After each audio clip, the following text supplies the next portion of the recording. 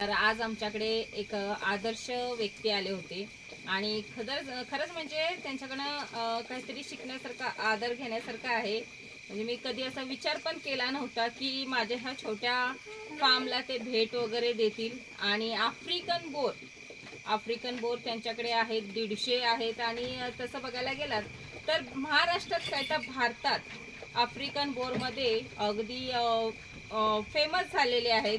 आणि त्यांचं म्हणजे पाटील गोट फार्म असा त्यांचा हे आहे आणि ते सातारमध्येच आहेत ते। म्हणजे एक अभिमानाची गोष्ट बोलला तर सातारमधलेच आहेत ते। आणि कधी असा विचार नव्हता केला की त्यांच्यानी माझी भेट होईल म्हणून। आणि असं म्हणजे म्हणतात ना, हा व्यवसाय आपल्याला लोकांना जोडतो। म्हणजे ज्या व्यक्तींपर्यंत आपण पोहोचू नाही शकत ना, तिथे पोहोचतो। म्हणजे फक्त आपला हा व्यवसायापायीच ते आमच्याकडे आले। नाहीतर असं कधी म्हणजे त्यांना भेटायसाठी अपॉइंट वगैरे घेतात माणसं, आणि ते पण 8-8 दिवसाची पण अपॉइंटमेंट असते। पण आम्ही असं कधी विचार पण केला नव्हता। आणि ते मालकच आहेत त्या फार्मचे, आणि ते कधी आम्हाला भेट देतील किंवा आमच्या ह्या छोट्याशा फार्मला वगैरे येऊन भेटतील आमच्याकडे। आणि असा विचार न करताना अचानक मध्ये आल्यामुळे एक म्हणजे खूप बरं वाटलं की ते आलेत। आणि त्यांनी मार्गदर्शन सुद्धा केला। आणि प्रत्येक वेळेला म्हणजे आता मार्गदर्शन बोलला तर आता आफ्रिकन बोर ज्यांच्याकडे आहे त्यांचे व्हिडिओ तर आम्ही बघतोच, आणि त्याच्यासोबतच त्यांचं मार्गदर्शन घेतो पण। तसंच ह्या दादानी पण आम्हाला मार्गदर्शन केलं आहे। आणि खरंच खूप चांगलं आहे मार्गदर्शन। म्हणजे काय होतंय की आम्ही भेट जरी स्वतः दिली त्यांना किंवा ते आम्हाला भेटले तरी पण आमचा एकच नियोजन असतो, तो म्हणजे चारा नियोजन। माझं तसं बोलायला गेलं तर लपवायची काहीही गोष्ट नाही। चाऱ्याचं माझं सगळ्यात बोंबाबोंब आहे। चारा नियोजन आमचा प्रत्येक टायमाला फसतो आणि चाऱ्यामुळेच मग आम्हाला थोडासा प्रॉब्लेम येतो। आणि आता मात्र असं आहे की जे आफ्रिकन बोर वगैरे आता आहेत, आता हे दादा आज आलेले होते, त्यांनी पण ते सांगितलं की म्हणजे चारा नियोजन वगैरे खूप चांगलं आहे। आणि एक आहे की आपण म्हणजे कुठलीही ब्रीड असते, कुठल्याही जातीचा, आता भरपूर अशा जातीच्या मेंढ्या वगैरे आहेत। मग कुठलीही ब्रीड असली ना तरी पण ती ओरिजिनल असणं खूप महत्वाची आहे।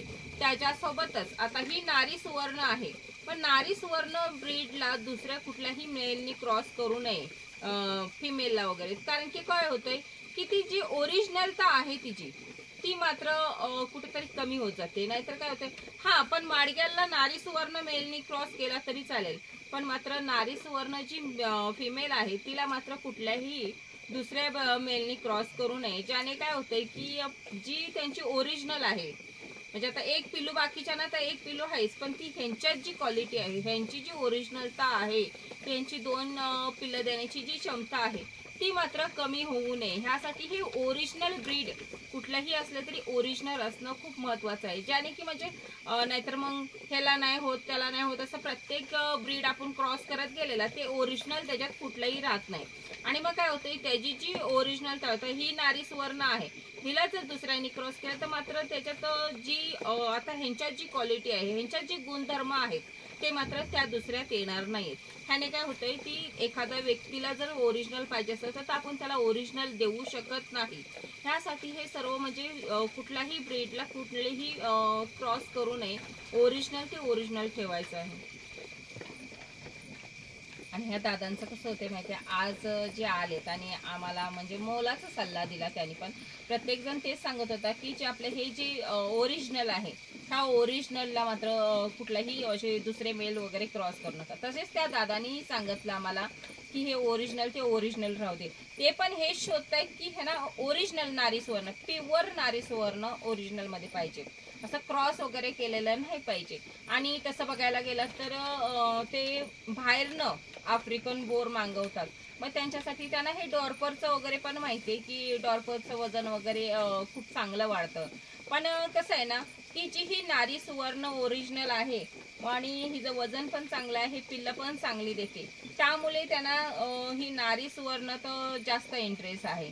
आणि त्यासाठी ती ओरिजिनलता शोधतायत। आणि त्याच्यासोबत त्यांनी आम्हाला चाऱ्याचा पण एक सल्ला दिला। म्हणजे अशी काही जण जी आहेत आफ्रिकन बोरवाली सांभाळतात त्यांच्याकडून आम्ही आता सल्ला, म्हणजे पहिला जो आम्हाला सल्ले देत होते की चारा वगैरे करायचं ते सर्व म्हणजे चुकीचं होतं। आणि त्या चुकीच्या मुळे आमचा जेव्हा पण म्हणजे बघाल तेव्हा चाऱ्याचं नियोजन हा कधी पण आमचा डासलायचा आणि आताही तेच आहे। पण आता असं झालंय की आफ्रिकन बोर जे सांभाळतायत त्यांच्या संपर्कात आम्ही आलोय आणि त्यामुळे काय होतंय, आणि हे दादा जे आज आलेत त्या दादानी सुद्धा आम्हाला तेच सांगितलं की चारा मात्र क्वालिटी पाहिजे तरच ही क्वालिटी राहणार, जर चारा क्वालिटी नसणार तर मात्र हेही क्वालिटी राहणार नाहीये।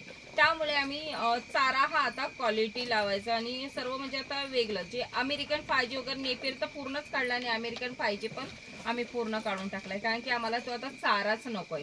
त्यासाठी ह्यांच्यासाठी ह्या आपल्या मेंढरांसाठी ही क्वालिटी राहण्यासाठी आणि ओरिजिनलच आम्ही ठेवणार आहेत, दुसरा कुठलाही ब्रीड क्रॉस करणार नाहीये। त्यामुळे एक आहे की असे प्रत्येक जण जो सल्ला आपल्याला चांगला देतात त्या वेळेला ते सल्ला घेणं खूप गरजेचं आहे, कारण की काय होतंय की कुठेतरी आपल्याला जर समजा कमी काही पडत असेल तर तो सल्ला मात्र आपली मदत करतो। तसंच आता आमचं बघा चारा नियोजन खूप म्हणजे बिघडत होता, म्हणजे असं खूप काही विचार केलेले काय करायचं कुठला चारा लावायचा ह्याच्याने नंतर आता जेव्हा आता हे असे दादा जे आहेत ते संपर्कात आल्यावर आम्हाला थोडं थोडं आता चारा नियोजनचं पण समजायला लागलेलं आहे। त्यामुळे आता त्या चारा नियोजनकडे पण आम्ही वळलेलं आहे आणि पहिला जो चारा होता तो पूर्णतः काढून टाकलेला आहे। आणि एक असं आहे की म्हणजे आता अनुभवातनं माणूस प्रत्येक जण शिकतो, तसंच आहे की मी एक सल्ला देईन की म्हणजे आपण जेव्हा पण मेंढी पालन वगैरे करतो त्यावेळेला मात्र नेपियरचा कुठलाच चारा लावू नये, कारण की हा नेपियरच्या चाऱ्यामुळेच आमचे 1-2 वर्ष जे आहेत ते असेच वाया गेलेले आहेत। आणि नेपियरचा चारा असताना सुद्धा म्हणजे आता ही जी क्वालिटी आहे हे मी बनवायच्या चक्करमध्ये पडलेली होती की मला क्वालिटी पाहिजे, पण नेपियरच्या चाऱ्यावर आपली क्वालिटी होत नसते कधीही बघा आणि कुठेही बघा। म्हणून प्रत्येकाने आपण जर मेंढी पालन करत असलात तर मात्र नेपियरचा चारा लावू नका। मग तिथे म्हणा मक्याचा मुरघास करा किंवा ज्वारीचा मुरघास करा, कडबा ठेवा, हरभऱ्याचा भुस्सा असतो तो ठेवा, हे एवढीच 4 वस्तू असू द्या, तुमच्या मेंढ्या कुठल्याही कसल्याही असू दे कुठल्याही ब्रीड असू दे क्वालिटीच होणार आहे।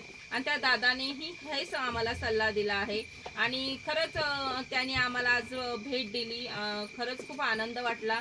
आणि जे विचार नव्हतं केलेलं आणि ते पाटील गोट फार्मचे मालक आहेत त्यांनी आम्हाला म्हणजे आमंत्रण केलंय आणि समोरनं आमंत्रण आलंय, त्यामुळे खरंच आम्ही एक दिवस त्यांना भेट देणार आहोत। कारण की कसं होतंय की एवढे म्हणजे मोठे आणि आफ्रिकन बोरमध्ये सगळ्यात म्हणजे चांगल्या ह्याच्यावर आहेत ते आणि अनुभव खूप त्यांना आहे, त्यामुळे त्यांनी आम्हाला समोरनं आमंत्रण दिलेलं आहे की तुम्ही आम्हाला भेटा। मग ते जाहिरात वगैरे करत नाहीत पण तरी पण आम्ही तिथे जाऊन खरंच मी गेली ना तिथे तर व्हिडिओ खरंच नक्की बनवेन आणि त्यांचं ते सर्व म्हणजे दाखवेन। मी स्वतः त्यांच्या मोबाईलमध्ये बघितल्यावर म्हणजे असं झालं की हे एवढे मोठे सर आहेत आणि त्यांना खूप सारा अनुभव आहे, 9-10 वर्ष ते आफ्रिकन बोर सांभाळतायत आणि एवढ्या महागाचे क्वालिटी जे आफ्रिकन बोर आहे ते सांभाळणं आणि त्यांचं सर्व नियोजन वगैरे एवढ्या टॉपमध्ये क्वालिटीमध्ये आहे सर्व की असा विचार पण नव्हता केला की अशी काही व्यक्ती येऊन आपल्याला भेट देईल, काही मोलाचा सल्ला देईल म्हणून